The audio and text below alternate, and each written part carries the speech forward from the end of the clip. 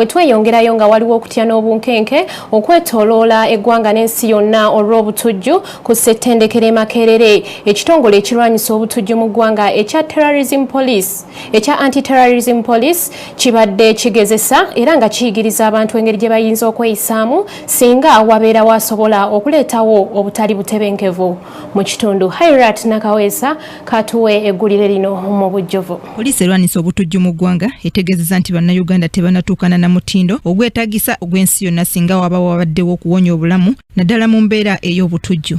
Kino kidiridde poliisi okuteekawo bbomu enjingirire mu ssettendekero eya Makerere n'ekigendererwa eky'okuteekateeka abayizi n'abantu abalala mu ssettendekero ono ku ngeri y'okwewalamu ebikolwa eby'obutujju singa wabaddewo obutujju obw'ekika kyonna.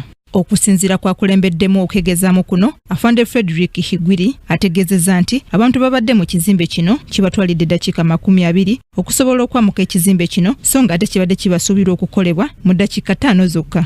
Leero tubadde ne evacuation drill naye tutadde ekintu mu Senate building zibadde engoye naye mu kisawo nga kitugezaako okugezesa obanga abantu basobola okulaba ensawo erekeddwawo nga tewali agifaako. Buluzungu kye tuyita abandoned object.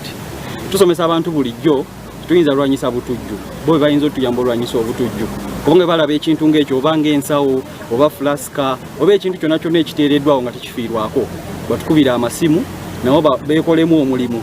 Tubadde basanyufu leero nti bwe balabye ensawo eyo main building warden agenze n'anyiga alarm siren abantu ne ba reacting oba ne ba respondinga bonna ne bafuluma. Y'omuduumizi wa poliisi y'e Makerere agambye nti bo ng'abasirikale bakoze ekyetaagisa okusobola okutaasa embeera ekiraze nti okutendekebwa okw'enjawulo okuzze kukolebwa kuvuddemu omulamwa era nga beetegefu singa wabaawo embeera ey'obutujju yonna. Exercise ya mulundi gwa COVID era tulabye nti tuimprovize mu timing.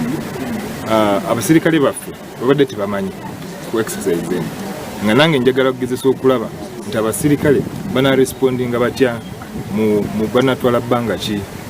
Era tugenza okulaba nti okusinza ku exercise enkadde eyayita n'eno improvement ebaddewo. Ye Tangodo Yinga yabadde akulembeddemu omusomo gw'okubangula abayizi ku bufuzi n'obukulembeze era nga mu kisenge mwe babadde bomu eno mwetegeddwa yennyamidde olw'abakungu mu ssettendekero ono ku ngeri gye baanukuddemu akadde akalaga obutujju n'ategeeza nti balina okukyusa singa baba beetaaga obulamu ng'abatujju balumbye eggwanga lino.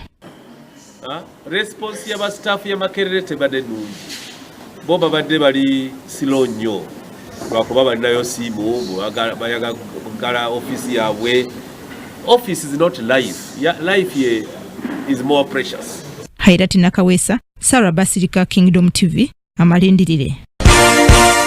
This is Kingdom TV.